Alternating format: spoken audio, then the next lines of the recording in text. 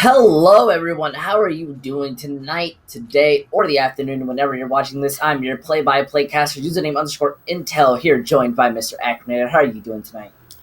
I'm feeling pretty good. I'm looking forward to these matches. Both of these teams have pretty good standings thus far, 4-1 if I'm not mistaken. So both of them trying to further that positive record and not slip closer to that 50% match win rate. Yeah, because we obviously have Water Phoenix versus the Tidal Typhoon. Both teams very aquatic in nature, but only one will really have the dub in the end. And yes, they do both have a kind of 4-1 lead, so I'm very excited to see how both of these teams come out in the end. Yeah, definitely. And if I'm not mistaken, the first map will be Lijiang Tower. So a decent amount of variety in terms of the meta of what we can see, a lot of Symmetra, and then the other DPS. It can be anything from, say, like an Echo to a Junkrat to McCree, Doomfist even. It's really whatever these teams want to run, as well as playstyle, swapping it up quite a bit from round to round on Lijiang. Control Center, of course, being more like Brawl favored. Night Markets, more Bunker-esque if they want to try and get up onto the point faster. And then Gardens potentially seeing something like Dive. So there's a good amount of variety, and we could start to really understand what these teams like to do that's in their comfort zones. Ooh, I definitely see. Looking at both of these sheets, these teams have very similar map pool interest, Lijiang being on their favorite control. So my guess, obviously, would have to be Lijiang Tower is our first map. No confirmation just yet, but then as we continue on, the styles somewhat change from a kind of double bubble side or dive onto Water Phoenix into a more brawl central composition for Tidal Typhoon. Yeah, definitely. And it's gonna allow for these teams to sort of make their statement to see, like we said, any kind of composition is necessarily viable in any given round of Lijiang. So it's really going to be up to these teams to show who has the better coordination, who can play off other win conditions better, especially if they like to play the double bubble, because that is a rather effective composition in the current meta, but it is also very risky. It requires a huge amount of coordination to pull off properly. Yeah, we have seen a couple of teams, at least in the higher divisions, they are able to pull it off to some varying levels of degree. But on Lijiang Tower, I doubt we'll see much of double bubble. This is heavily a Symmetra-based world where you just run Brawl and have that Symmetra TP you on every point. Yeah, definitely. You can certainly try and get away with it with the Winston Zarya compositions, also known as double bubble, but it can get a little bit awkward because you really want more stationary or more flexible DPS in terms of how fast they can engage. So we'll get our first look here at what these teams actually want to run, but we're not going to get a clear understanding until the gates open up. Yeah, I don't know what you mean, Mr. Acronator. This is basically a mirror, besides from those off-tank differences. They may not be in Overwatch 2, but they're here, and we cannot forget about them. What's the difference between the Zarya and Sigma? Because obviously there's like kind of the eat ability or the shield, but how does it affect these teams? So Tidal Typhoon in this case with Cashews on the Zarya is going to be able to get a little bit more brawly up in the face of Water Phoenix, whereas with Jonak, not the actual Jonak obviously, but Jonak on the Sigma onto Water Phoenix, they're going to have to play more poke oriented and kind of kite Tidal Typhoon if they want to win these fights. I can definitely see what you mean, but obviously that Junkrat's gonna give them a lot of spam. Already walking in, Jonak being able to find out that Lucio, but that Reinhardt not being able to exist for much longer. Look at that. They have just lost the fight. Water Phoenix not being able to contest any longer, it seems, even with their shield and eat. They don't have the ability to withstand much of this damage. Yeah, that was really good from Tidal Typhoon to just push in. Even though they lost their Lucio very early on, they were able to just aggress onto it, and Water Phoenix don't really have an answer to that. You can see right now Dewey getting pressured out. Actually, will find Dwarf once again, so not having a great round here. Yeah, it looks like they want to recontest. Both Lucios are gone, but that Symmetra is high charged and is able to start walking in. But it looks like Tidal Typhoons are playing very aggressively and not giving Elite any room to start walking into the fight. Yeah, again, that was almost a really good recontest from Water Phoenix. Warp, again, not having the greatest of times, getting picked off first in both of these fights. But otherwise, Tidal Typhoon understand their win conditions. They're pushing in very aggressively, and they realize that Jonak has the city. They can't really do anything about it.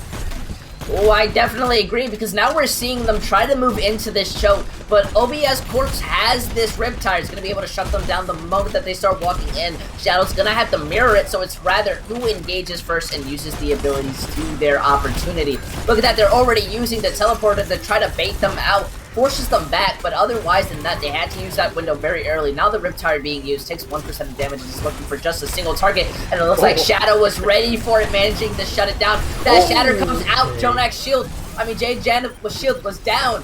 They do manage to break off the Riptide, and now it's just an easy game. Water Phoenix only having to use that Shatter. Yeah, that was a really great opening there that Dewey took advantage of. I believe that was a 6-man Shatter, and that's really all you need. Boom, swapping over to the McCree, and then finally landing onto the Echo at the very end of it. Not real surprising that they give up the Symmetra. They had used the wall, I believe, very hard to aggress onto the point as the Symmetra, and there's just a ton of spam damage now from Tidal Typhoon. Yeah, they are going to be able to get Q Masters, but Jonak's going to even it up. That Shatter Simwall comes a little late, Jan. It's not going to be able to survive through those Symmetra turrets. Obviously, the carrying of the team and Water Phoenix are going to even this fight up by winning the match. The point. Yeah, well, they have a little ways to go before they even get close to one-fight territory, let alone the rest of the round for their taking. And this is where you start to see Worf's early deaths kind of come back to bite him in the butt, because he has to keep on track with Jonak's Gravitic Flux percentage in order to negate that ultimate. They didn't really have it in time, and Jonak just got, I believe, like 2 free kills off of that.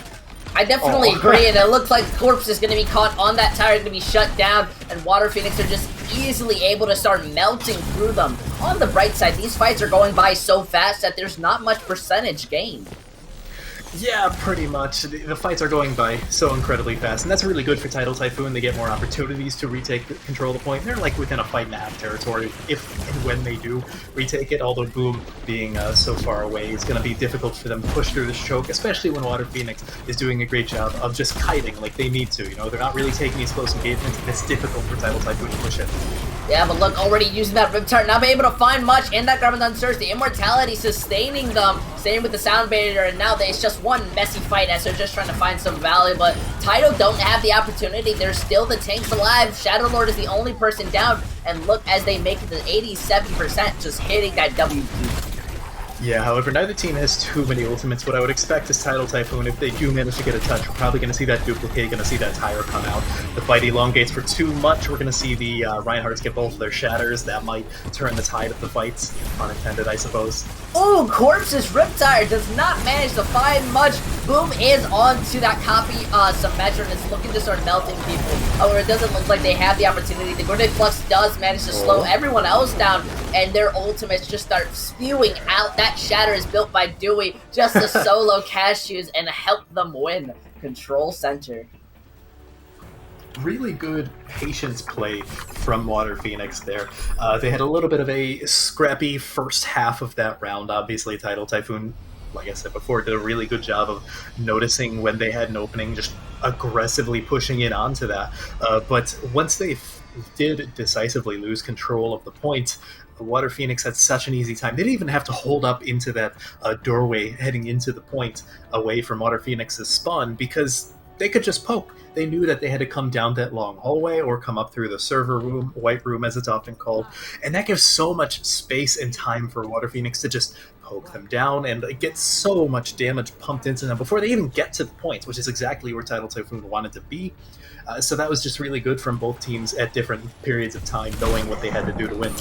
Now they're TPing onto point. Looks like they're going to get the charge, forcing out that Immortality early. But Jan's going to be able to survive, forcing, and it's somewhat of an even fight. And it looks like the Baptiste is gone on the side of Phoenix. That's not going to be great. Sure, they lose Jan, but now they've lost their Symmetra. And there's just so much poke going in that Phantom Hammer going to be able to find out Boom. And this is just not looking great for Tidal Typhoon, as Water Phoenix are going to be able to win this point. And the obligatory boop off the map to yeet them back to the spawn. Granted, I don't think Star Wars King's going to be too mad about that when they were the last one there. Yeah, you do have some swaps coming in from Tidal Typhoon, most notably OBS Corp onto the Pharah will have to worry about Shadow Lord a little bit, but otherwise they should be able to get a decent amount of damage pumped in. Janet, however, does have that Shatter, so they may be able to get something working there if they can work through both of these shields for the defense, but they gotta do the aforementioned work of rotating properly first. I definitely see what you mean, but I'm more worried because Shadow Lord's High Noon is going to be able to shut down a lot of people. Elite does go down that far, doing an amazing job of splitting their attention. The window's there, hoping to put in some damage, but they just ignore it and start walking through it. It doesn't even matter as Q Masters is able to find out stars, and now it's somewhat of an even trade, but that far is there, making sure to hit those direct shots. Oh, Shadow Lord may be able to get those 2 ticks in, but the tank line for a Tidal Typhoon are still alive, and that Sigma is not going to win that 2v1 scenario. But the TP's still up there. Elite just comes back and melts them. And look, Dewey returned back. They may have won. They may have almost won that fight, but they didn't take out the teleporter, and that what reached their wounds. Oh no. You have to. And the Shatter, just to clean it up, Dewey's like, yeah, no, you're not doing that ever again. Unfortunate is not exactly indicative of how tragic that fight was for Tidal Typhoon. They had that in the bag, but you gotta focus down the Sim TP. Elite just getting so much passive value off of that. The rotation back to the point to recontest is crucial for Water Phoenix. Now they're into one fight territory, and look at the ultimates they have. They have almost an answer for anything and everything that Tidal Typhoon could throw at them. They have the Symmetrol, they have the beat, most crucially. Yeah, but now this Gravitic Flix is popping out. It finds those tanks, the High Noon being used, but it gets charged. No, Dewey does get killed during it. Jonak manages to shut down that far, and they're just pushing into the fight. They didn't manage to pop out that sound barrier, and now they take out the turret. I mean, the teleporter, and I'm so proud of Tidal Typhoons learning from their mistakes. Yeah, however, that was an extremely costly fight. They didn't even get the beat out of Q Master, which probably is going to come back to bite them in this upcoming fight, especially with Janet having that Shatter. Probably going to want to be finding a big Shatter, which is going to be even more difficult with the double shield coming in from Water Phoenix. That's not a great start. Yeah, they get the reds out, they use a sound barrier and a teleport, but that Shatter comes out. They weren't ready for it. It's going to take out one penny. Shadow Lord managing to get out the Mercy, but the Zarya and tank line on the side of Tidal Typhoon are just being able to shut them down. They got a little bit too aggressive there and weren't ready for any type of Shatter or plan from the enemy team. Yeah, no, I think they were counting on that split attention to come in to their favor, but Tidal Typhoon just had the target focus, as well as Janet just laying, like, what, 3 members on their backs from Water Phoenix, so they just had no answer. Now coming into this next fight, they're going to have the Baptiste Matrix from 1 penny, but I'm not sure if that's going to be enough to open it up, especially with OBS Corp just raining on death from on high, with this Pharah building up to that barrage very slowly.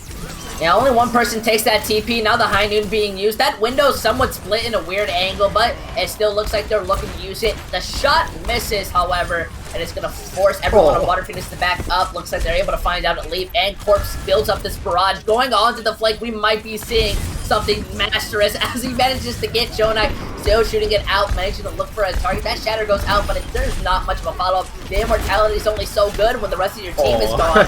And look at that, Dewey's able to get one, but the rest of them are gone. It looks like Water Phoenix are being punished for their over-aggressive playstyle.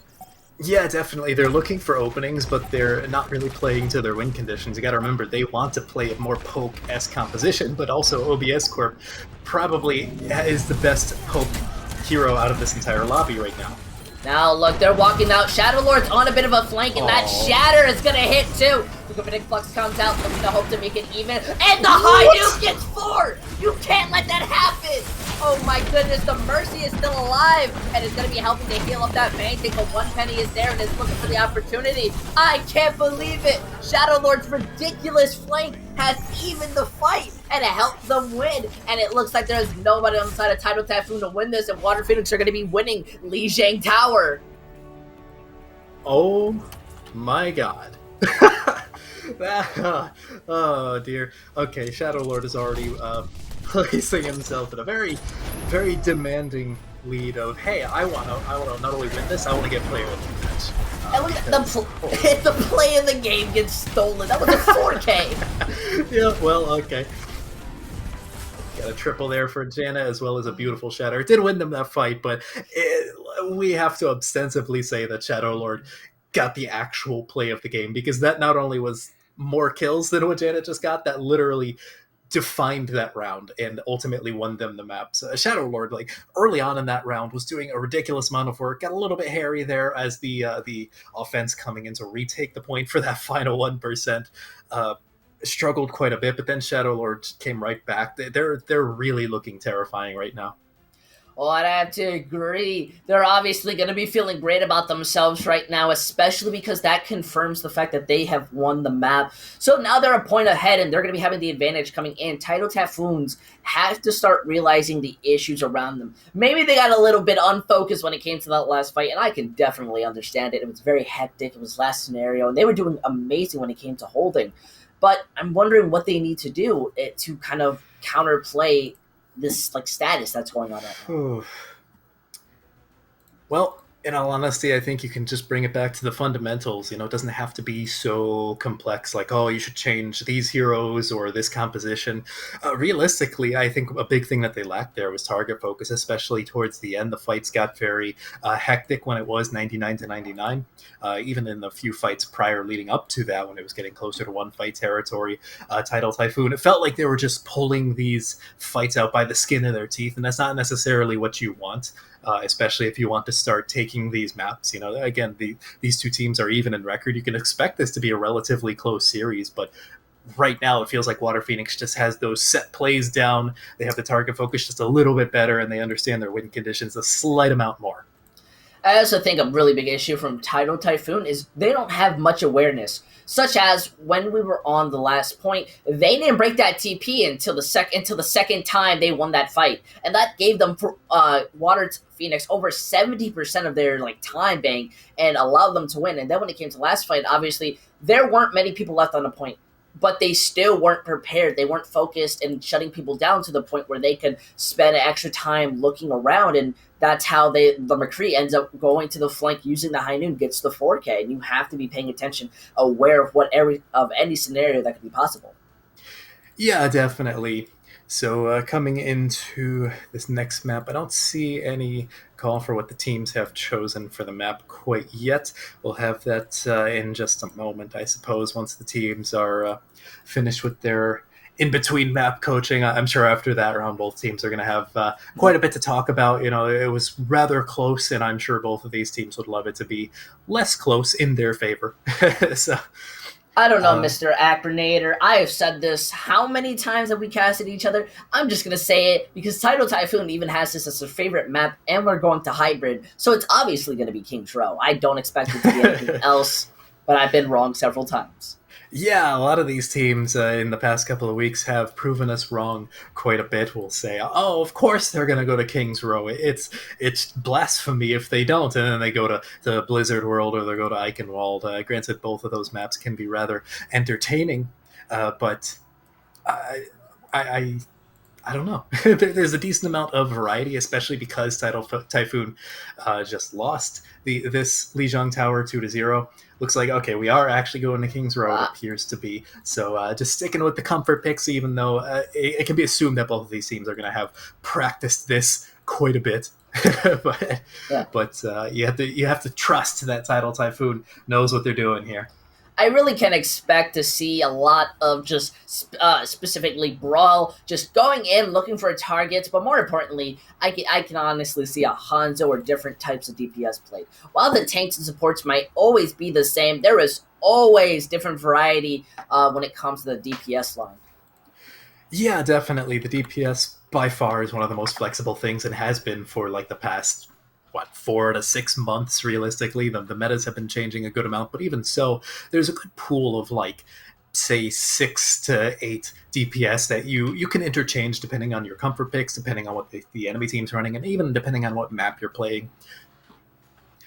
So decent amount of variety there. Of course, we could just see the stereotypical, Rhine Diva, May McCree, Lucio Baptiste, Brawl Rush compositions that have dominated North American contenders, for example, for quite a bit. But there's also some room for, like you said, Hanzo. We could see potentially some Symmetra. We could even see the AC-130 strategy where they teleport a Bastion up onto the high ground or up onto the statue from the attacking side. So there's a good amount of flexibility in what they want to run, but it's going to be very brawly almost regardless of the specifics. Although we did see Tidal Typhoon run a bit of Pharah, and while they looked semi-decent on it, they played very aggressively and it got them punished. So I'm wondering if King's Road tight corridors will give them the ability to run it. However, we see almost a pretty much full-out mirror besides from Boom going onto that Widowmaker, most likely just to scope things out. This isn't Gladiators. They're not going to psych anyone out. Yep, so I would not expect a redo of the Great Bamboozle. I've only seen a couple teams try it here and there, but it's almost never worked outside of that one time. Back in 2018, that fateful day. Regardless, yeah, I would expect Boom to swap over to probably the McCree. Maybe the Ashe, we've seen it occasionally, but the McCree is a safer pick because it can get more of those mid-range duels as opposed to having to deal with those longer-range sightlines, which can get rather claustrophobic in King's Row, so I just expect Boom to have a quick poke, try and find something, and then go immediately back to the McCree. Yeah, sure enough. Yeah, now it's all up to whoever can get the first good wall that can probably shut down this fight before it really even starts. They're going to want to have to take that rotation around the shrine so they have good sight lines to be able to poke.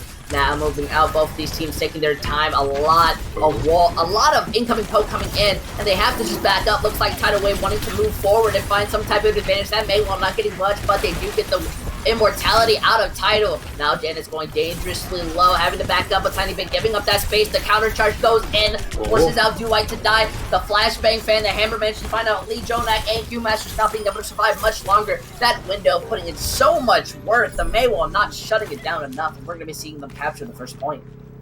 Yeah, that got a little bit hairy there for Tidal Typhoon. Obviously, Star Wars King building up the Baptiste Matrix a little bit ahead of the defending Baptiste means that Tidal Typhoon is taking a lot more damage, but at the same time, no one really died on their side, so that allowed them to reap the benefits of that. So they're probably going to be building up that Bap Matrix very quickly, and because neither team is particularly close to a ton of ultimates, just a couple, this next fight I would expect to see rather tame, more of a neutral fight. Dewey's probably going to look for a shatter, possibly OBS Corp and Boom building up to their High Noon and Blizzard respectively, and just kind of trying to win these economically speaking. They're going now to the choke. This is where ultimates are going to be starting to fly. Dewey has to shatter and is possibly looking for that opportunity. That Maywall coming out, but the shatter going to be able to hit people in the backline. No follow-up because that Blizzard's going to be shutting them down. The immortality gets broken, and it looks like they're not going to be able to find much. Poor Dewey gets stuck out. The Graviton Surge stops them from moving forward, but most of their guns are ranged. The High Noon making sure that they can secure anything else. And Tidal Typhoon, after getting out a few of these stall picks, are going to be able to start moving the payload. Yeah, there's really just Shadow Lord on the May, and while he did have Blizzard, he would be remiss to actually try and use it there. Better to just save it, because you have so many more fights. You have at least 2 more good fights if you're Water Phoenix, so no rush in that regard. Now they're actually going to have some real ultimates. Of course, Cashew's going to have that grab, but Q Master, thankfully for Water Phoenix, does have that feat, so I'd expect the answer to come out in that regard. Boom plays a very aggressive positioning, has to back out. That Blizzard from Water Phoenix helping to give them some space. They still lose Dewey. Elite hoping to make this even and find some opportunities, but the Sound Barrier from Tidal Typhoon gives them the advantage. Elite looking to use the High Noon, trying to make something happen, but it's unable. Oh no. No Mirror Master in this fight, and everyone else on the Water Phoenix are just being pulled out of the water. It's still somewhat of a stall as Dewey's returning back to the fight. Hopefully won't die first. The window being used. One penny now goes down, popping out the Blizzard. Amazing from Sports. It's going to shut down Dewey before he can do anything. And now everyone else just has to go back into the spawn room to start resetting. Yeah, that was honestly a really fast and good Blizzard build from OBS Corp. You know, building in what, like 2 fights, give or take. That's rather fast. Blizzard is a rather slow building ultimate, so to be able to use it in both fights for second point is rather crucial, especially because there's nothing to eat it or deal with on the side of Water Phoenix outside of maybe getting a lucky flashbang and stunning out of it. But that's not the case there. And I'll get Boom on a flank, and not quite. Actually pays.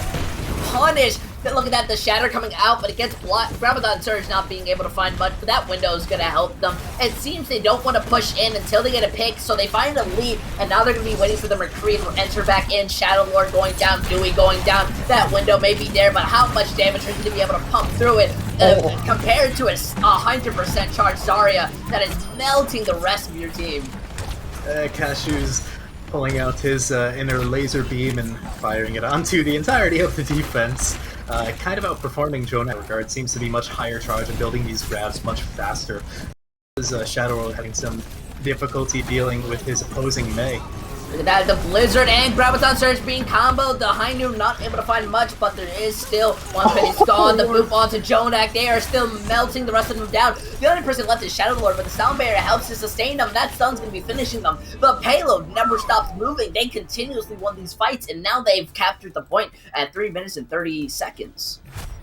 One thing I'm rather curious about is that obviously Shadow Lord really popped off on the McCree in Lijiang. That's a huge reason as to why they won that map in particular. And now they have Elite over onto the McCree, Shadow Lord onto that Mei. I'm assuming just because Elite was primarily onto that Symmetra in Lijiang, that, you know, they are the dedicated hit scan. Shadow Lord was more just like a flex DPS player filling in. But they did such a good job. You almost wonder if possibly they run something like say a McCree Hanzo, because the Mei really wasn't working out for Water Phoenix. You can think of like one Blizzard at the very end there that was really able to be used in the way you'd expect it to. I suppose they had another Blizzard on the choke point right after point A, going into the Streets phase, but that one was basically brushed off by Tidal Typhoon, and even the second one towards the end of the map last round was basically just backed up, or if you beat Tidal Typhoon, walked forward as if nothing happened. So you gotta wonder if maybe a slight compositional swap up to something more poke-oriented is in favor for Water Phoenix, especially because they did so well with the poke compositions in Lijiang. I feel like another big issue that's coming in is that Dewey isn't having any survivability. I don't know if they're like not communicating as well, but they're not in sync with Dewey. Dewey wants to go in, but they want to go out, and that's forcing them to have a main tank die first in every fight, and that's not what you want when it comes to brawl compositions. Now look, they're already going around this shrine, wanting to take it in. They get a good wall in, just looking to take out Janet, but it looks like they're going to be over-aggressing, and Lee's going to be punished for it, and now they're looking to charge out the main wall, stopping anything, but it looks like Dewey's going to be shut down, not first this time, but still gone. And the rest of Shadow Lord's still stuck inside the backline. They're just kind of ignoring. Looks like they're not even going to be able to do much. The freeze goes on, but there's no value to be found in it. Yeah, no, that was just a good defense from Tidal Typhoon. They focused down Elites. Now over to the Widowmaker, probably just saying, okay, I've had enough of this McCree, or maybe just looking for a cheeky pick, hoping that someone on the Tidal Typhoon would poke their heads out. But not really the case, so immediately just resetting their high noon percentage. Maybe not the best idea there, as their team in general isn't building ultimates rather quickly. Yeah, well, look, now they're moving out. That wall's gonna get out Dewey. The shatter goes, only hits the Baptiste, but you've walked out of the immortality, and now you're gonna be punished for it. And look at that, Boom's just able to start flicking bodies. No heads, unfortunately, but still having the advantage. It looks like Elite's also gonna be staggered a tiny bit, and they're looking for any lasting picks. Yeah, it looks like the majority of Water Phoenix outside of maybe Q-Master, no, they will get out. Will return to their spawn, get back, but I mean, they don't really have too much to work with. They're going to have the Baptiste Matrix from 1 penny, Jonex coming up onto that Graviton Surge rather soon. Warp is probably going to have to build up to that beat just to answer that grab. Otherwise, you have Boom with the high noon, and I expect to see possibly a little bit of a cheeky flank there. Yeah, look, they've taken this area. The wall stops them from going through one way, but it looks like Shadow Lord's able to get outscored. The high noon evens it up by getting out a lead. There's no res for this ability. This Graviton Surge doesn't hit anyone, but the counter surge from Cashew is looking for these targets and manages to get two. Looks like they're just going to continuously press W, and that looks like they got a little too eager with that Graviton Surge and hits the wall rather than the ground that starts absorbing the targets. Yeah, especially when you don't have to worry about a Diva or a Sigma even eating any of the grabs. You should effectively have free grabs, so there's no reason to just toss it and take the time and make sure that you place it in a safer and more valuable position instead of trying to go for the Hail Mary, toss it into the wall, and end up getting no one. That's unfortunate. Jonak now swapping over to the Sigma. It worked for them in Lijiang. It could possibly work for them now. Oh, I can see it. Look, they're already making the same rotation, but that window perfectly used. They try to wall it off before they can escape, but they've rotated all around. Now this is looking a bit worrying because their shields they have the double shield on the side of Water Phoenix. They're still putting in a lot of poke. Looks like Oscorp has the wall. It's going to be able to use out the Blizzard, the Sound Barrier being used. Both main tanks are now frozen, but it looks like Dewey's a bit overinvested. The Shatter goes out, managing to hit. Team with the high noon from Elite looking to finish it off, manages to find out Warp. just continuing in onto the fight. The wall managing to save them up a tiny bit, but there is not a much coming out of Tidal Typhoon, and it looks like they'll just be fishes to the slaughter, just being melted down. Luckily, Water Phoenix being able to cap this point with just a minute under the clock. Yeah, not exactly the best in terms of time bank, but what matters is that they actually capture the point, right? They're not getting full held. They have plenty of opportunities, and I think most importantly, Jonak looks a lot more comfortable onto this Sigma pick as opposed to the Zarya. It looks a lot more freeing for him. He's already halfway through Gravitic Clubs, considering he just swapped to it like 30 seconds ago. Oh, they're putting in so much damage! Oh, okay. They go out into the choke, they try to make space, and they get punished for it. Come on, let them play the game a little.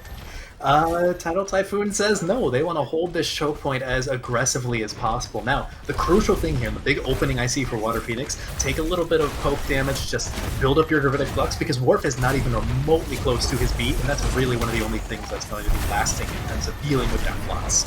Now, look, they use that window really early on. They're looking to get a pick with it, or at least force them a bit back, and they're going to be a bunch of scaredy chickens. The Water Phoenix is now using that Gravitic Flux. Manages to get a couple targets, going to slam them down. That Immortality just to save them, but the wall forces them to walk in an good angle. Oh, like Cashew is going to be able to find out. And Dewey charges the Janet into their own backline. How unfortunate. And now Tidal Typhoon just has to start backing up because Water Phoenix is in for a vengeance, and they're just continuously going to be hitting that W key. One thing I'm noticing very blatantly here is that Tidal Typhoon doesn't really seem to care if they're losing these fights as long as they're wearing down the clock. You saw OBS Corp just run onto the point after it was very obviously lost and just ice blocked because they already captured all 3 points with a reasonable time bank as well. So all they care about right now is wearing down the clock, because if they can bring it to overtime, getting towards third point, all they need to do is win one good fight from there. So they don't need to invest too many ultimates or resources into these fights. They just need to wear down the clock, and that's exactly what they're probably going to do with this upcoming fight. Yeah, they have the grab, they have the blizzard. Those are very fight elongating ultimates. They take the high ground, throw out the blizzard. The Soundbaiter's going to sustain them a bit, but not the Lucio. Now they're looking to use the high noon, but it's not going to be able to do much. The Bandit Hammer almost being able to take out Elite, but the Kreese have the fisticuffs, looking to just try to even it up. Shadow Lord's still alive, hoping to make something work out of there. It's almost going to be able to take out Boom, but honestly, don't know what you expect. That Kree was ready for you. Boom got out of that 1v2 with like 20 HP in total. I am firmly convinced that the only reason he survived there was because Worf had the beat midway through that fight. But because Worf used that beat, Jonak basically gets a free Gravitic Flux. I say free, granted they're probably not going to die directly from the Flux because Star Wars King is going to have that lamp, but then he doesn't have the lamp for the mid-fight, so that's really the trade-off, and that's why you want to save beat for the grab, if at all possible, if you're Worf. So it's going to be a little bit of an easier time for Jonak to find that value, assuming he doesn't get stunned or killed out of the Flux animation. Yeah, but look, the rotation, both Kreese stunning out, but the Lucio comes in for the save, the teamwork. Now they're going to be using that window, but they're not going to be staying there to be using it. The Shatter goes out, managing to hit multiple targets, same with the Graviton Surge, and they just get melted underneath the weight of Janet's shattering Cashew's ability. The Gravitic Flux was just no match, and it looks like nobody's going to be touching. Sure, we've reached overtime, but I want to be fair, and I want to give a lot of love to this phrase because Tidal Typhoons evens it up, winning this game of King's Row, tying it up to 1-1. And my goodness, this does not look like the team we saw in Lijiang Tower. It looks like, honestly, I do think it looks like the same team. They just feel more in their comfort zone. I think they needed a map to warm up. Obviously, Lijiang was rather close at times, but Water Phoenix just had that edge. In this map, they didn't. It looked like Tidal Typhoon had more plans. They knew what they needed to do. They felt more comfortable playing their win conditions, and that's really all you need to do at the end of the day, right? So that's, if they can continue to do that, if they can play their win conditions, play this fast pace better, then they're probably going to take the rest of the series. If Water Phoenix can come back and show a little bit more of that oomph they had in Lijiang, then they can certainly bring it back. Right now, the series is tied up, so both teams need to win 2 more maps, regardless, to get that win condition for the series. I definitely agree. I think I'm getting a bit ahead of myself. Obviously, that was such an exciting match that it got my blood pumping. My cholesterol's not doing so well anymore. But either way, Tidal Typhoon looks so amazing on that brawl. They played decisive. They didn't look worried. They made sure to commit the ultimates that they knew they would, and not overcommit, while Water Phoenix looked to be a bit struggling at times, either losing someone really early or never fully committing, taking very long rotations or using abilities too early that wouldn't help them out in the end. So now, when it comes to, I believe we're going next to Escort. That's going to cause some issues because Escort, again, is just like Hybrid. You have to keep that payload moving. And if we saw anything from Tidal Typhoons, they know how to keep it going. Yeah, definitely. Honestly, the one big thing I want to see from Water Phoenix, and something that I felt was lacking a lot of the time in King's Row, is that they need to invest more resources into Elite. If he's going to be their standard McCree player, if he's going to be their stereotypical hit scan, he needs space to work with and resources to get value, because you see the difference between Boom and Elite in that map. I mean, they took the 1v1 up on the high ground in one of the last fights there. Worf immediately was up onto the high ground, booping Elite away, helped take the 2v1 as opposed to a 1v1. Otherwise, I honestly don't know which McCree could have won that map. And you think back to Lijiang in particular, right, when Water Phoenix took it rather demandingly towards the end. And Shadow Lord, as the McCree, was getting so many more resources than Elite was in King's Row as the McCree. So there's a distinct disadvantage for the hit scan side of Water Phoenix right now. Oh, I see what you mean, especially with the fact that it looks to be Tidal Typhoon are starting to work together. They're no longer taking direct 1v1s, rather 2v1s. Obviously, we saw the Lucio peel in for the McCree, kind of wall riding up, making sure to take that 2v1, especially on that double stun. But each time they commit an ultimate, everyone's together, and they're never isolated. They're working as well, like basically as a tidal wave. They're moving in as one, just like in waves. And honestly, Water Phoenix is, I don't know how much a Phoenix works underwater, but it didn't look too great for them. So going into our next map, they're going to have to play a lot more confidently, be decisive. I think they've got this. Definitely do. Again, the series is tied up. There's no clear team in the advantage right now. Obviously, Tidal Typhoon has the recency bias of saying they just won King's Row, but Water Phoenix also took Lijiang Tower 2-0. Looks like the next map will be Watchpoint Gibraltar, and in all honesty, I have no idea how this plays into these teams' comfort zones, because thus far we've only seen brawl from them. So there's a lot of question marks coming into this map. Which one is going to be more comfortable playing that Winston, right? Because their main tanks have been only on Reinhardt thus far. Double bubble or stereotypical dive is a very strong composition to run on Watchpoint Gibraltar. So it does look like Tidal Typhoon is actually going to be opting to play the defense as well, so they'll get the opportunity to stop Water Phoenix's attack early, or possibly they'll have to answer back to Water Phoenix if they manage to push it, all the way through. But that remains to be seen. I'm still very curious to see if these teams try to force the brawl with a very high ground heavy vertical map, or if they do pull out a dive-esque composition that we have yet to see from them. So I don't exactly know what to expect. I can 100% seeing Water Phoenix run that high ground brawl. We haven't seen anyone really try the double bubble or dive compositions. Both of these maps, last two maps, weren't really in favor of those. So I'm kind of curious, especially from the fact that this is Water Typhoon's map pick. So they must feel comfortable or confident in whatever idea they have. Maybe we could even be seeing a double shield with a Torbjorn, and they're just forcing the enemy team not to be able to start walking into them without taking a heavy load of poke. Yeah, definitely. Obviously, if Water Phoenix can play into that poke, then maybe they don't need to worry so much about being incredible at brawl or dive in in whatever case they try to run. That's really going to be dependent on to their DPS, though, particularly if they want to run that poke. Actually, I wouldn't even be shocked if either of these teams tries to play something like a double shield. On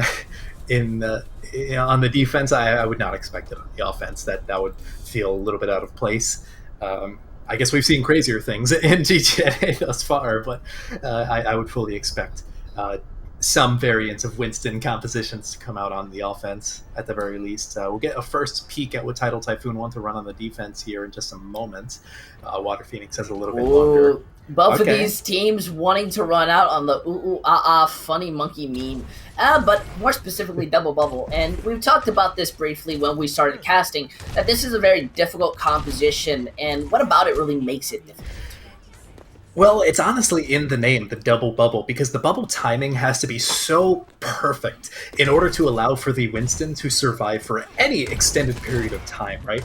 Ideally, the Winston isn't using their jump pack to engage because they need that to disengage, or they need to be able to stay alive long enough to use it to engage and then disengage. Ideally, the Zarya will use their team bubble onto the Winston, get some charge that they can use that for the rest of the mid-fight. Once that wears off, the Winston uses his bubble shield, and once that wears off, they need to get out because they're just going to be face tanking so much damage. And that's really difficult. Like, we've seen Owl teams struggle with the timing of the bubbles, so it'll be very interesting to see how these teams deal with that. Yeah, they're taking the slow poke. Looks like Corp was going after Shadow, but it has to retreat, was too scared of the stun. But Janet's not too scared of anyone, playing on this high ground, making sure that Jonak isn't able to take any space.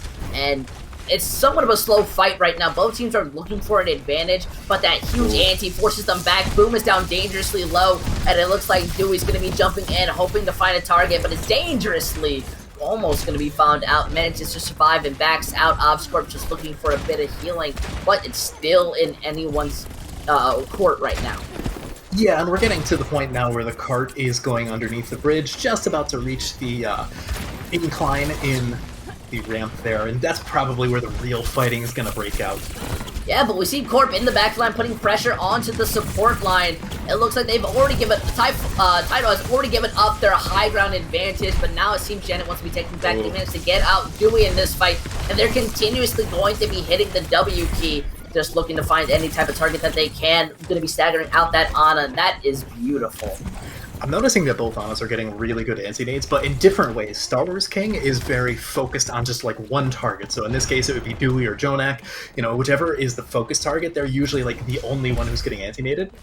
But it's still the focus target. If it's the Winston and like a double bubble, that's extremely valuable. Whereas Q-Master is doing really good in getting like these 4 or 5-man anti-nades, which allows for Water Phoenix to just push in aggressively. Yep, remember, Star Wars, you must have the high ground, as once Obi-Wan said. Thus, Corpse is going to be running in, gets the pulse bomb stick, shuts down Penny, manages to get out Dewey, and they all have to back up, use the grenade just to sustain themselves, and they need to retreat. What an amazing pulse bomb coming out of Corpse. Puts that pressure, shuts them down. Nice little flick, too, onto the brig. Good brigs will be able to hold up their shield like one Penny was, and being able to sort of flank around the small hitbox of the shield and get some body onto the sticky bomb is rather valuable. It's a nice play there. Coming into this next fight, I'd probably expect to see the Bob come out from Boom. Dewey's probably going to be looking for a Primal Raid if at all possible.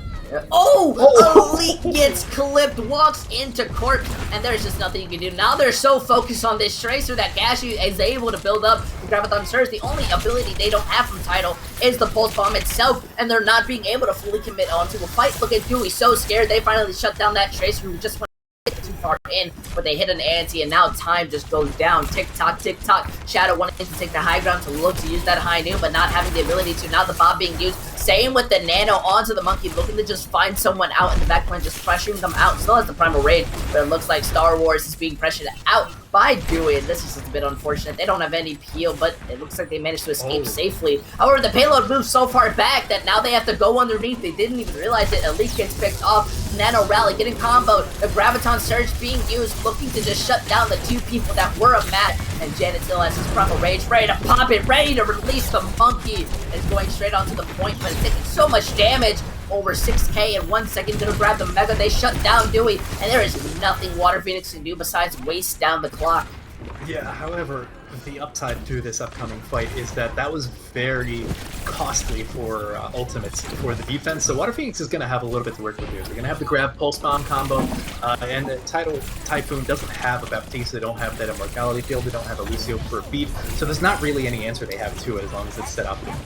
Yeah, but it's worse because they shut down Dewey. They get the Pulse Bomb onto Star, but the high noon now being used. They're going to be LOSing it, taking their time. They can move that payload as far as they want. Without a Monkey or Tracer, you don't have that much poke. And now they're waiting for the combination. That Valk being used, the bomb being thrown out. Going to be put into a nice position, not stopping the payload, but is taking in a lot of poke. That Dynamite doing so much on the side of Boom. That's not what you want. Look at that, just clicking heads, clicking bodies. The Monkey may be coming back, but it looks like Elite came onto the Widowmaker and is angry. It's looking for the advantage, but you can't touch point, so I don't know much what was in that change. However, it looks like Typhoon are going to be able to full hold Gibraltar. That was really good play from Tidal Typhoon, in all honesty. They just did a really good job of focusing down targets. Like I said, Star Wars King was doing a great job of just anti-nading the specific target that they needed. You know, it's great to get these 4 or 5 man anti-nades if you're Q Master, but at the same time, your team needs to be able to capitalize on them. And oftentimes they were made very early or very late into these fights, so there was nothing that could be done about it. Whereas Star Wars King felt like the anti-nades actually led to more kills in the long run, as well as like Boom at the very end there, up onto the high ground. They couldn't do anything about him to the point where he was able to build up the last like 5% of the Bob. That's instantaneous 1,000 health guarding the points, which is so difficult to burst through. Here you're seeing double bubble again from Water Phoenix now on the defense. Tidal Typhoons, right now it looks like they're going for the Halt Hook combo, probably just immediately trying it out of spawn. Maybe they can get Dewey if he's positioned a little bit too aggressively onto the bridge there. It doesn't look like he is, so it's not going to work, and they're going to go back and swap probably to double bubble because the rest of their composition appears to be that the supports and the DPS. So don't get too excited if you're an Orisa fan or a Hog fan. Oh, I definitely see what you mean, but it's all up. This is at a very interesting point, especially where the payload was just left. But now these teams are having to play a lot more aggressive. Tidal Typhoon want to take their time, so Water Phoenix have to be the engagers. Pretty much, yeah. Water Phoenix just have to run down the clock and make sure that the cart doesn't push too far, but that's easier said than done. You know, they've had trouble with that in King's Row, for example. So it's going to be on to the defense to really stop the cart before it gets too far, and that's a good start. Yeah, they managed to find that Corpse with a nice, clean headshot damage boost, and that's exactly what you want to see. It looks like Tidal Typhoon want to be switching over to that double bubble. They say, you're not going to beat us on this composition. What do you mean? And they just force everyone back, but it looks like Dewey wants to take control of this payload just to make sure that nobody ever touches it. However, they gave up the high ground, now returning back to it, trying to force out Janet, but I don't know how much they can do, giving up so much space. Yeah, just a little bit of a poke game right now. Both teams kind of fighting over control of blue box, but with Dewey anti-naded, this might be a good opening, because losing a Winston is a lot more valuable than losing a Tracer. Yeah, we see Dewey getting shut down. That's going to be giving Tidal the ability to start walking in, but they lost Warp, had no healing, and they're just going to continuously walking in. Janet without a care in the world, making sure to just hit W as slow as possible. Now they're going to be moving the payload as much as they want. They have the Nano coming in for this next engage versus One Penny's Vault, and that's very much a different way you use your ultimates. Especially because Janet does have the Primal Rage as well. Yeah, but look at that. They managed to get out too before the fight can truly commence. And now the Zarya is being caught off guard. Jonak not being able to do much. Their Mercy's still there, flying high in the sky, trying to contest. Janet's going to be taking in that anti, but has the Primal Rage, and they're not worried. And that Bob comes out, only going to be able to poke them, but not shut anyone down. We do see Dewey return back to the fight, same with Shadow Lord. He's going to be having the high noon, looking to make a difference, but his anti is going to be shut down before they can even use it. Now they're looking to just do anything they can. The counter bomb now being thrown out, gets put into a terrible position due to the boot from Dewey. However, the ground without shirt is going to be picking out Jonak, and there's not much you can do in that type of scenario. Tidal Typhoon, they are just finishing up these Saggers, and they are going to be taking the second map very convincingly. Yeah, that was, it felt extremely one-sided, and I think we now have our answer of which of these teams is going to be more comfortable on these Winston compositions. Tidal Typhoon coming in, taking the last 2 maps, and are now in match point. Beautiful grab. Look at this.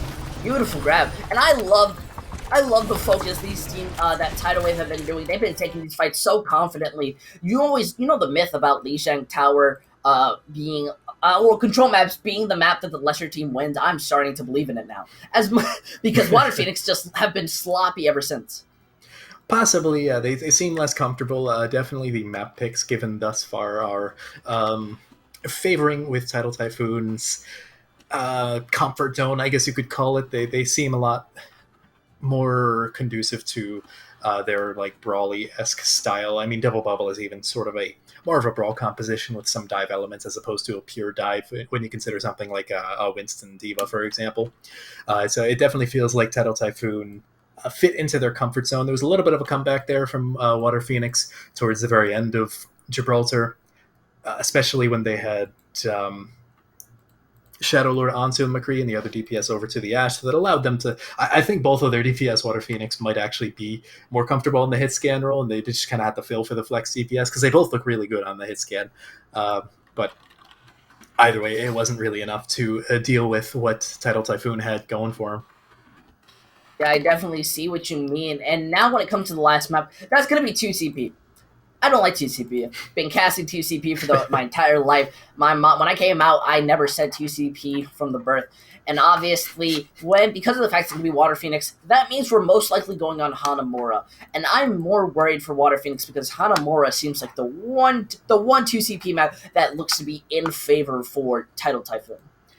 Possibly, yeah. That is a very slow-paced map, I guess you could call it, so I could certainly see why Water Phoenix might like to play it, especially if they want to run out on something like a double shield, for example. They could actually run that on the defense. Less so on the offense. That's probably going to be more like Symmetra or possibly just the stereotypical Brawl composition, which might actually favor Tidal Typhoon on the offense. I'm not sure how they'll deal with it on the defense. And Hanamura, sure enough, is going to be the next map. It is confirmed.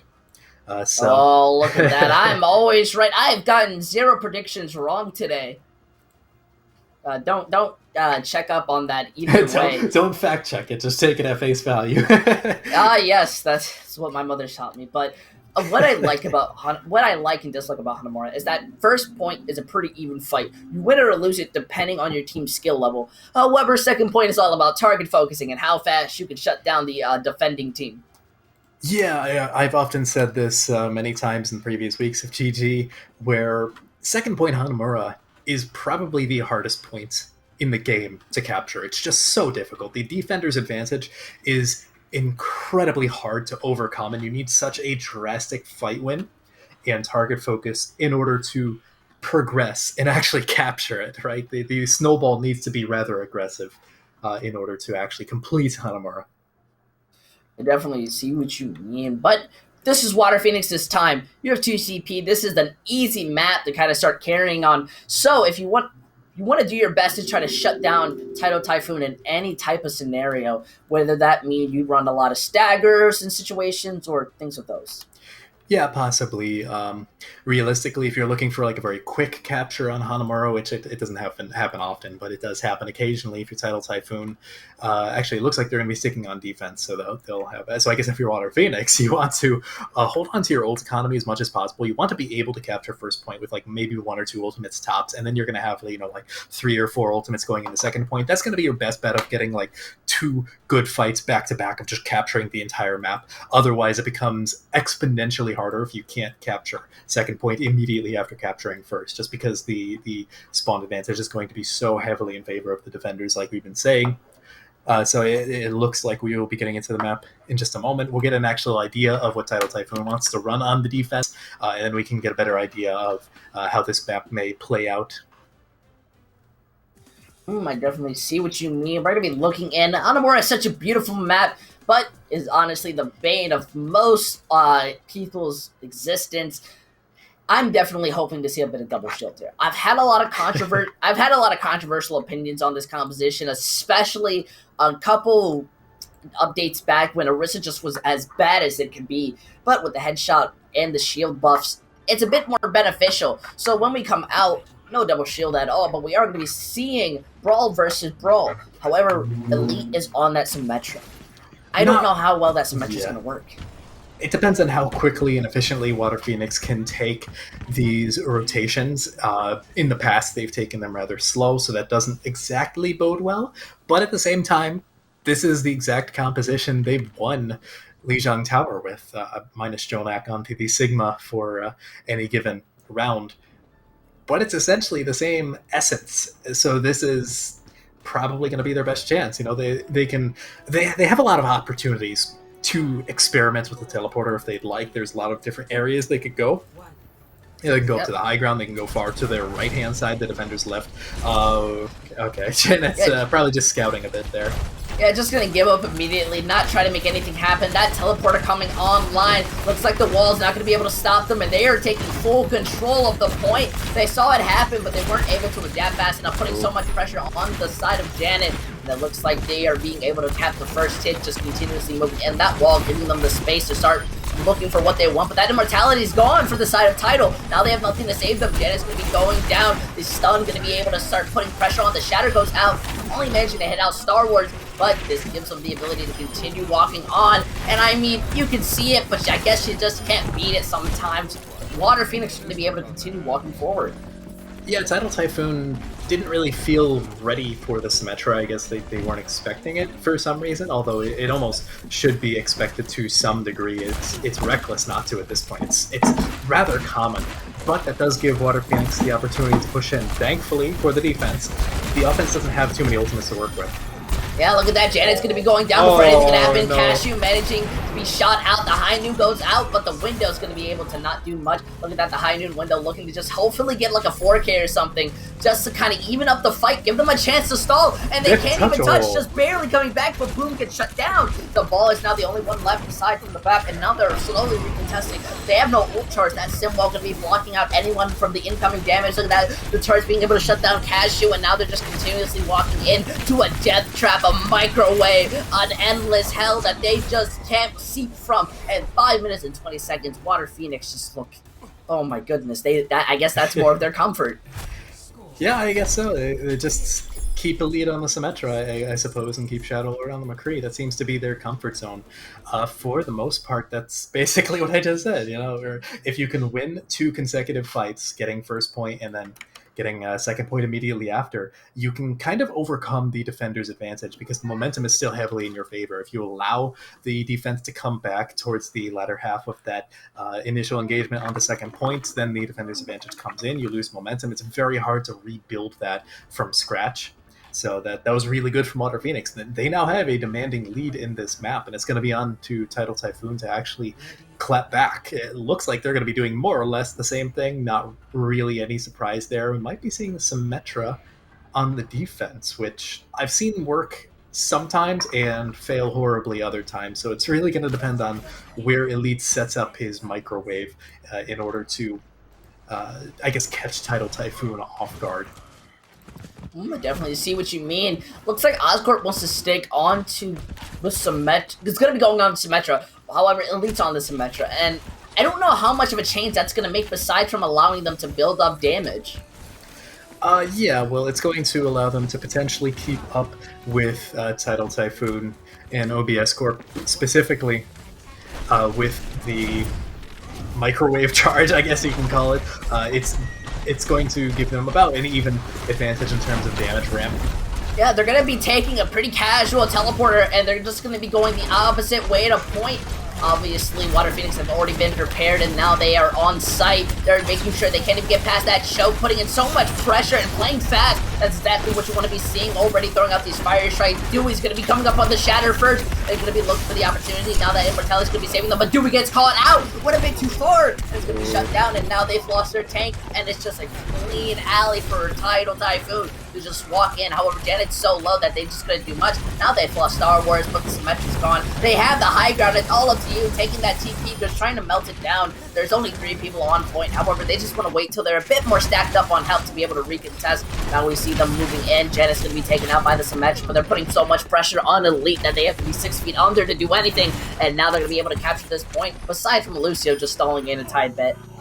Yeah, there's realistically no way that Water Phoenix wants to recontest this. They're going to get a much better opportunity to get their first defense onto second point. And realistically, while Dewey was getting a lot of damage in onto the front line, building up his shadow rather quickly, you saw the back line of Water Phoenix taking a ton of poke damage, and that's really what turned the tide in that fight for Tidal Typhoon, because it allowed for a lot of resources to be invested into from the defense, so that eventually, after a little bit of time, you know, they use the Baptiste's shift ability, for example. Q-Master used the amp it up to heal. They didn't have any more sustainability outside of ultimates or lamp, which they really didn't want to invest in that first fight. Yeah, look at that, taking the TP, going on to point. They're looking for some type of advantage using that wall. Save with the high noon, takes an aggressive position, manages to find out 1 penny, manages to get the stun, shuts down Shadow Lord, and the Symmetra's there, but they're looking a little scared to try to do anything, and they are starting to get so much value. Less of a time make, but still such an aggressive play. Payload, and now the points movement, and Shadow Lord might be able to touch it, but I don't think so. No, the time bank has to go down, so we're not playing an 8v8, and it looks like both of these teams look very great on Hana. of more because it's only about 2 minutes left for both of these teams. Yeah, honestly, I think the first point in particular on the defense for Water Phoenix was characterized by getting a little bit too ambitious. They were playing the Symmetra. They could they could just allow the fight to last a little bit longer, ramp up. Elite has been doing rather good on the Symmetra, but they didn't really allow him to ramp up. They tried to take it quicker, as if they were just playing the May McCree. Like Tidal Typhoon did on their defense, and that allowed for OBS Corp and Boom to build up their damage much quicker because Dewey was playing so aggressive that gave them a lot more shield pressure, and also just allowing OBS Corp to build up his laser beam that much quicker. Once the shield was down from Dewey, Boom runs in, does so much damage, and then they just kind of bulldoze through. It doesn't matter if they had a lesser time because their attack felt a lot cleaner. So if there was ever going to be a repeat offender in terms of capturing both points again, I would almost put my money on Tidal Typhoon based on the performances in these offenses. But there's a lot of room for adjustment here for both sides. So I would highly doubt that the offense is going to do the exact same thing on either side, and as well as Water Phoenix having the opportunity now to learn from their mistakes. Realistically, they took 2 fights, both of these teams, so they really haven't fought that much. Yeah, now look, they're getting in. And they're getting in, and now they're getting prepared. It's all for the teleporter and to see if they can adapt around it. But I'm sure they've seen it. Look at that. They already want to play on point to try to do anything. Taking that TP. Oscorp goes dangerously down, but is able to escape, hitting those walls. Boom wanting to play the opposite angle. Does amazing shots on Elite, but the shield's going to be able to defend them. Looking like Boom wants to play very aggressively, but the team says, hey, come on, follow me. We have to go back to our normal strat. And now they're fighting onto point. It's all up for Dewey not to play a bit too aggressive, but they want to play inside this kill box right now, making sure that anyone of Tidal is not going to be able to do much. These shields are all they have as defense, besides from the bell. And look at this, they're looking to just go out. And they are pushed into the point. Looks like that Immortality is going to be saving Janet, but the 2K boom, as well as killing off Janet's going to shut them down. And because these teams are playing these slower Symmetra-style compositions, they're really only going to have about one more fight. No real shocker that OBS Corp swaps over to the Pharah. There's not too much to deal with a Pharah in this case. I mean, you do have Shadow Lord on the Kree, but they're also going to have to worry about Boom, because Elite on the Symmetra can only really deal with the front line, and especially with these full-sale swaps from Tidal Typhoon, they weren't really going to have too many ultimates to work with anyways. This compositional swap isn't going to matter too much. You can see Cash uses only 30, 40-ish% to the grab. So this is probably the best case scenario. They're not going to be able to find as much value out of the Symmetra Brawl composition. Now it's going to be on Boom and Oscorp to find something. Yeah, they're wanting to play this very split to just try to find some value off the post. But that Mercy gets 3 clip. Nothing you can do about that. The stun going on to Corp. And now they're just looking for this messy fight. The Zarya looking to find anything. That anti-grenade managing to hit off and take out Shadow Lord. Elite going down dangerously low, but it's able to be escaping Cashews, not being able to do much, and now they're just looking to find picks, but the ball is the only one who can really touch this point and do anything that they can. They're just looking to make any type of situation happen. They touch that point, the Pharah's on there, but they don't even have it taken. The Shatter managing to hit beyond the Shatter, hitting Scars and hitting Corpse. It looks like everyone on the side of Tidal Typhoon is going to have to do their best to bring this to a draw, or else Water Phoenix have an opening. It felt like Tidal Typhoon had that one plan with the Symmetra teleporter, but after that didn't work, they didn't quite know what to do. They had an idea of what composition to run, but other than that, it didn't feel like they were actually playing the composition correctly. You know, Janet wasn't really looking for displacement on the Wrecking Ball, or just kind of like get in and touch and play vanilla Overwatch. And so they're like 75% of the way there, but they were missing that crucial 25% of, okay, what's the actual plan here? So unfortunate for them. They did have a very split play, especially after Elite tossed out the Symmetra wall. It's not looking good for Tidal Typhoon. You know, if this were ever going to go to a map 5, this is the opportunity for Water Phoenix. Keep in mind, if they don't capture at least one tick, this is a tie, and Tidal Typhoon remains the only team on match point. Oh, I see what you mean. And this is kind of a scary scenario, because I don't know how much Tidal Typhoons are going to be able to adapt against this. Pretty much, if they just sit there and gather 6 ultimates rather than switching to a different composition, last second, they should be ready for any type of scenario. Water Phoenix may be bringing this to a map 5, but that's all up to them if they decide to go plus ultra and start dominating. Yep, however, we do have Tidal Typhoon sticking onto a very similar composition they ran at the very end of their most recent offense with the Far Mercy as well as the Ash. This is going to be rather difficult for Water Phoenix to push into this, assuming that the DPS on Tidal Typhoon are very quick to engage. You know, they can break the teleporter or punish the TP rather quickly. Yeah, look at that, taking that TP. They're already going on to point, but the TP gets broken and they get split. They have to touch. They have to touch. They have to touch. They barely be able to touch. It looks like the Ash gets off, and now the Pharah is there. They're just looking to do anything. This was so scary. My heart skipped a beat, but it looks like they've lost a lot of people while trying to do this. They split up themselves. Shadow Lord's able to get it, and looks like a simple mistake turned into a big issue as Water Phoenix wins Hanamura without any struggle, and they are going to be taking us to a map 5, which again will be controlled. Yeah, that's kind of painful. It felt like no one on Tidal Typhoon was really designated to touch. Realistically, it should have been Cashews, but that's neither here nor there because it didn't really happen. I believe Cashews may have even fallen earlier in the fight, but realistically, they felt panicked once they did actually touch. I mean, that was at the final moment. You and I were panicked until so once they did finally get onto the point, they lost all semblance of target focus, which they had for a brief period prior to getting onto the point. They found like 2 kills or so, but because they weren't focused onto the objective, the focus kind of went by the wayside, and that allowed for this this incoming map 5, which I feel like may have actually been avoidable if Tidal Typhoon just had a little bit more focus, especially on their offense, but even more so on their defense. And it looks like we will be going to a short break. So stick with us, folks. We'll be right back with more GG&A. Welcome back, everyone. Right now, I am still your play-by-play caster using _intel. This is Mr. Acri, and we are here at Tidal Typhoons, Water Phoenix, 2-2. We're going back to control for a map-winning chance. Yeah, and in all honesty, the way Water Phoenix played 2CP Hanamura the previous map, I think they might have a chance, especially considering they beat Tidal Typhoon 2-0 on Lijiang. So it's going to be a little bit hairy for both of these teams, realistically. It depends on where we go, in all honesty, because these teams have shown different levels of comfort on different maps, different play styles. If we go to, say, Ilios, I forget if that's in the map pool. I think it's like Ilios and Busan, right? Or the other two. So there's a lot of potential for so we're going to Busan. In terms of comfort zone, I would almost put Water Phoenix slightly ahead outside of like mech base, because that's more like brawl favored. So I'd see Tidal Typhoon having the advantage there, but the other 2 rounds I think might actually go in favor of Water Phoenix. So this could be a very close map in general, especially if we see mech base before round 3. Ooh, I definitely see what you mean, especially because Water Phoenix were the one to take the first map into the lead, and then obviously we saw Tidal Typhoon try to win it back, but having a bit of struggles on Hanamura. It's all up for these teams to fix whatever issues they had and make sure they come out on top, because this could be the end of it. Yeah, well, one team is walking away with this regardless. There are no more draws. Thankfully, we didn't have any draws this series. We're not doing that this time around. Maybe the next game after this one. Stay tuned. Oh, Mr. Acronator, bite your tongue. Because we're going in, and these teams most likely will be seeing varying types of brawl, if not the mirror. I would almost entirely expect some Ash or Widow play here. Shrine, I believe, or Sanctuary, whichever one this is. All the control round names are rather similar. Yeah, we're seeing a tease of a Widow and an Ash. Actually, potentially double Sniper from Tidal Typhoon.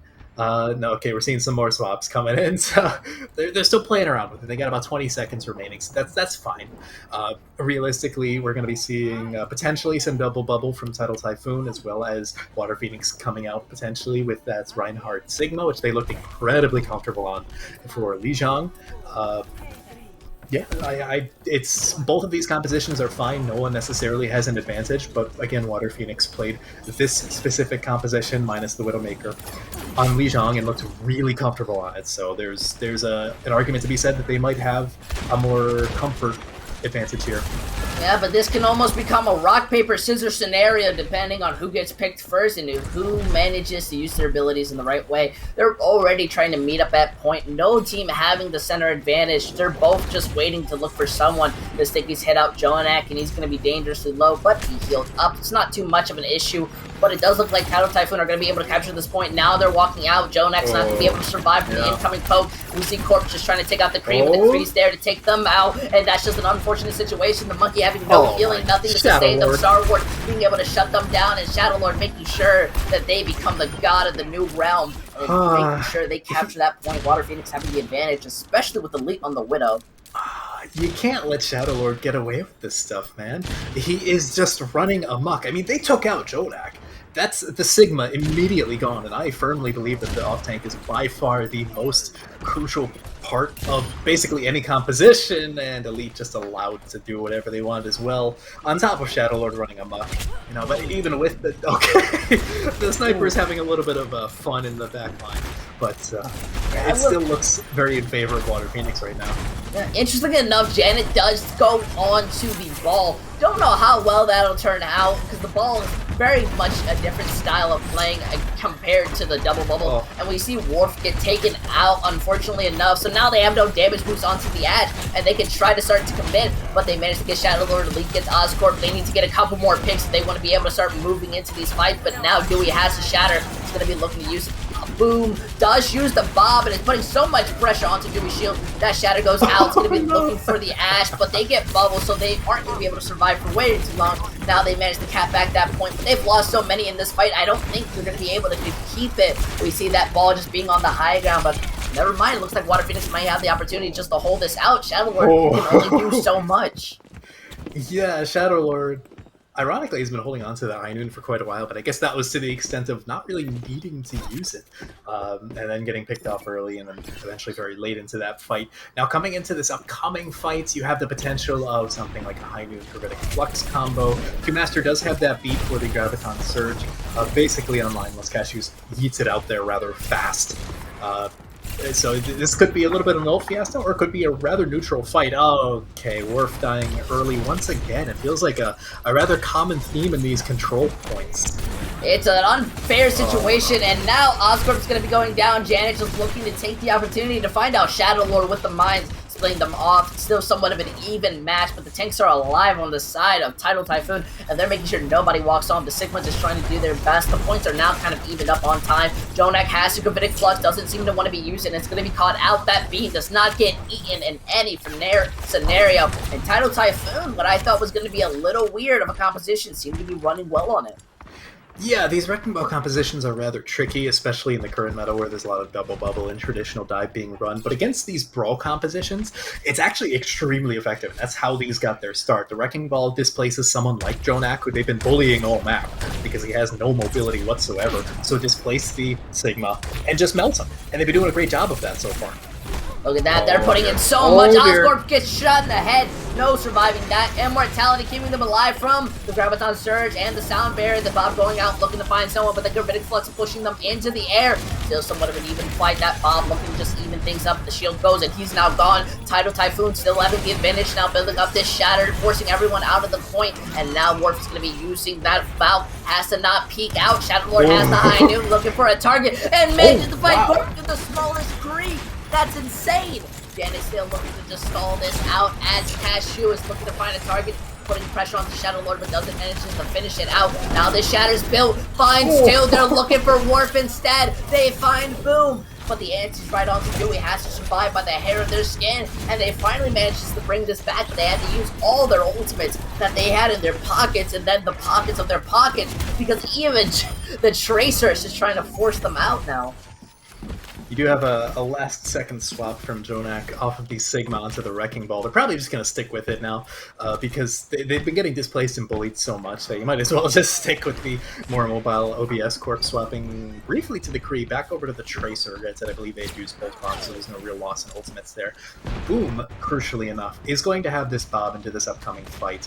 And while Water Phoenix does have their support ultimates rapidly coming up online, I'm not sure if that's really going to answer something like a Minefield and a Bob and a Nano Boost. Elite almost able to get the clip onto the Ash, but being able to escape. That Bob Nano now being invested in onto the point. Shadow's very low, but the mines are stopping anyone from trying to touch. Oh my goodness, Jonak walks into it, tried to break it off, and now everyone's dead. It's a team wipe. I don't think they can touch. Oh wait, no. No, the Tracer's there. But still unable to. The mines put them off by an inch. That's so unfortunate, but it looks like Tidal Typhoon are going to be winning this match point. This is getting a little scary now.